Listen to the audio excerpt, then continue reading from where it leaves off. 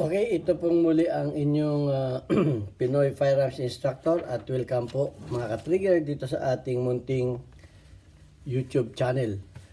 At bago ako bumati at magpasalamat ay gusto ko lang munang basahin ang magandang comment ni Chocolate_boy. Yan. Unang-una, thank you sa iyo at na nabuksan mo ito at gusto kong linawin yung ating unang video kasi pag hindi ko ito nilinaw, ito ay kukontra doon sa ating unang video na paggagawa ng firing pin. Okay, sabi ni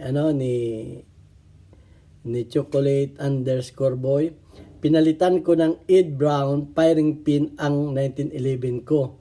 Made of stainless steel po mga ito. Heavy duty at nakailang libo na rin ang putok at may lifetime na pang-warranty. Kay Ed Brown against breakage. Good day po sa inyo, maestro. Ayan. Maganda at dahil nga sinasabi ko minsan yung aking paliwanag ay kulang. Kaya wini-welcome ko yung mga ganitong comment para maliwanagan natin. Okay, para hindi magkontra-kontrahan. Tama yung kanyang comment na yun. Okay, at bago natin yan bigyan ng linaw, ay gusto ko lang munang pasalamatan ng ating 38,300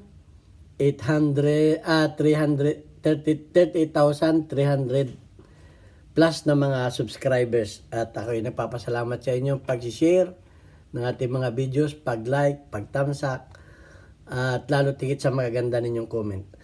Okay? Pinasasalamatan ko bumabati muna ako sa ating mga OFW. Sa inyo lahat, kung saan man panig kayo ng mundo, ano man ang oras dyan, dalangin ko tayo ay ligtas sa mga aksidente, sa mga kapahamakan. At lalo tigit mag-ingat po tayo dahil taglamig na po dito sa Middle East at sa ibang panig ng mundo. Ayan, at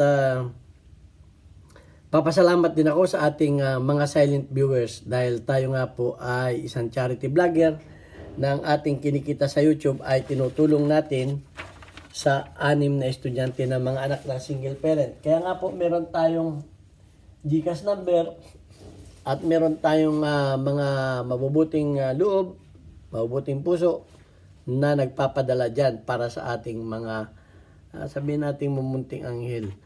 At may pangarap na makapagtapos. Tayo po ay ako naman ay wala nang pinapag-aral. Tapos na yung aking mga anak. At kalabisan naman yung kita ko sa YouTube. Bagaman kaunti pa lang. 5,000 isang buwan. Pero ang tinutulong po natin ay sa 6 na estudyante ay 6,000 isang linggo. Dahil sila po ay 1,000 kada linggo. Ang bawat isa. So, kulang yan.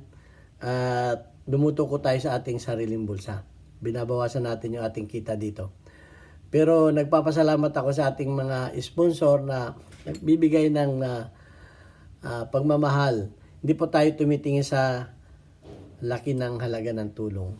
Ang importante tayo nakatulong. Okay, shout out sa ating mga sponsor. Panguna ni Alfredo Isidro Ordosipay ng Las Piñas, kay Architect Arnel Salvador ng Kuwait, kay Jubil Platon, Boy Umay ng Riyadh, Saudi Arabia, kay Umbit ng Kia Motors Kuwait, kay Anthony Ibang Lista ng Pasay, meron ay magpakilala, tawagan na lang natin si Mr. Adrian A. Ganyan din, salamat kay Conrado Ulelay Leo at kay Junard Diaz. Ayan, sana marami pa ang mag-sponsor, magpadala ng tulong para madagdagan yung ating mga estudyante. Okay, at tungkol dun sa stainless steel ng Ed Brown. Yun po ay auto stainless steel. Kulang po yung paliwanag ko nung ako'y gumawa ng valvula na firing pin. Ito po yung auto stainless steel. At ito po ay hindi rin kumakapit ang magnet. Ito po yung materialis na yon. Ito po ay heat treated. Kaya po ang kagandahan po nito, hindi ito naapektuhan ng init. kaya nga ang sabi ko, kahit ito ay subuhan ninyo, hindi ito maapektuhan ng init. Dahil ito ay heat treated na. Hindi ko alam kung paano ito ginawang heat treated.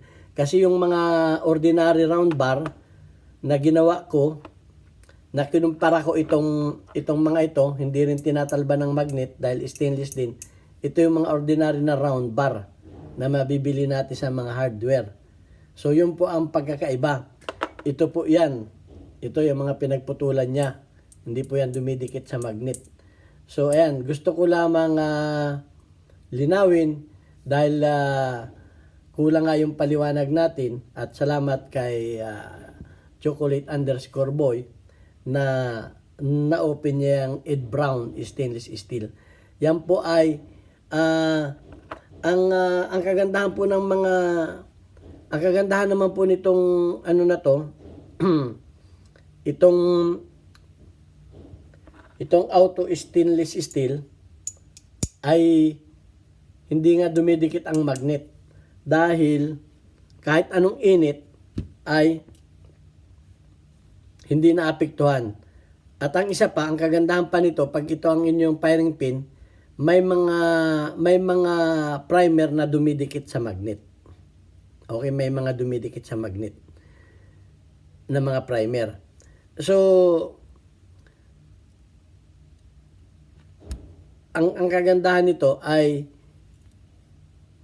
ito ay hindi kinakapitan ng magnet. So, walang didikit dito na anumang metal na magnetic. Walang didikit dito.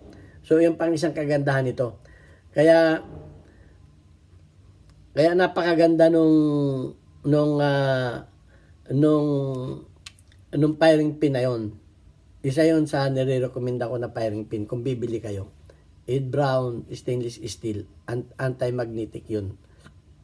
So, yun lang ang gusto kong linawin para hindi naman kumukontra yung ano. Kasi nga, yung paliwanag ko nung tayo gumawa nito ay hindi ko na banggit yung kasi nga hindi ako nagbabanggit ng mga brand na ano na biniwasang magbanggit ng mga brand. So, nabanggit ni na stainless steel na firing pin, ito po 'yon. Ito, auto stainless steel. Yung product na 'yon. Kaya so, yun lang ang gusto kong linawin na may stainless steel na auto stainless steel. At ito nga yun, yung una nating ginawa na firing pin na hindi lang natin napaliwanag kasi hindi tayo bumanggit ng mga ibang product. Okay? At pasasalamatan ko rin yung ating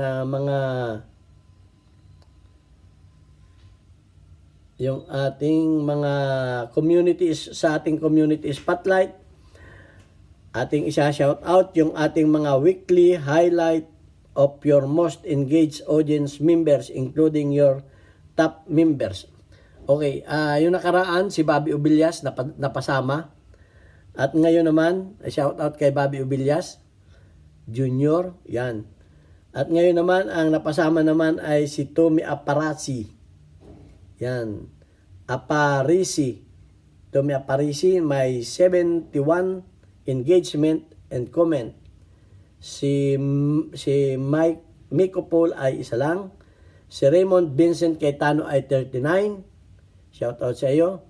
Si Roger Tamba ay 5. At si Rafi ay merong 52. Ayan ang mga pinablish ng YouTube. Yan o. So ayan lang ang nakapublish muna ng YouTube. Baka sa next week kayo naman ang mapapasama dyan. Okay, ayan. At maraming salamat sa inyong mga comment. Thank you very much sa iyo. Ulitin ko, chocolate_boy na isa ring researcher yan. Kaya marami rin tayong matutunan sa kanya. Welcome po sa akin ang lahat ng inyong mga comment. Welcome.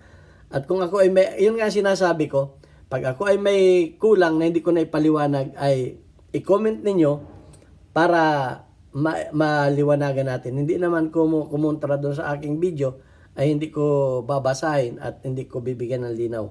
So ito lamang pong video na ito ay paglilinaw na merong auto stainless steel na heat treated. So ayan po lang. At iba po yung round bar na nabibili lamang sa mga hardware. Ito yung ginagawang mga parilya. Okay? Ito yung mga ginagawang mga parilya. Okay, so yun ang pagkakaiba natin. Kaya napakarami nga po ng mga materialis. Kaya inano. Next video ko po yung ASAB steel na firing pin. Kung paano patigasin at maganda rin po 'yon. So ito lamang ang masasabi ko sa ngayon. At please mag-comment kayo at kung ano yung alam niyo i-comment ninyo. Hindi naman tayo para magpagalingan dito. Tayo ay magtutulungan sa ating YouTube channel. Hindi po pero pagka tayo po ay magpapayabangan dito, magpapataasan ng alam, hindi po tayo ganoon. Tayo po ay tumatanggap ng ating pagkakamali at tumatanggap tayo ng ating pagkukulang. Okay, yan lang po ang gusto ko ipabatid sa inyo. Hindi po tayo perfecto. Minsan nagkukulang yung ating paliwanag at salamat sa inyong mga magagandang comment. Thank you very much. Ito ang inyong Pinoy Firearms Instructor. God bless us all. Hanggang sa muli, magtanong lang kayo at sasagutin ko sa abot ng ating makakaya.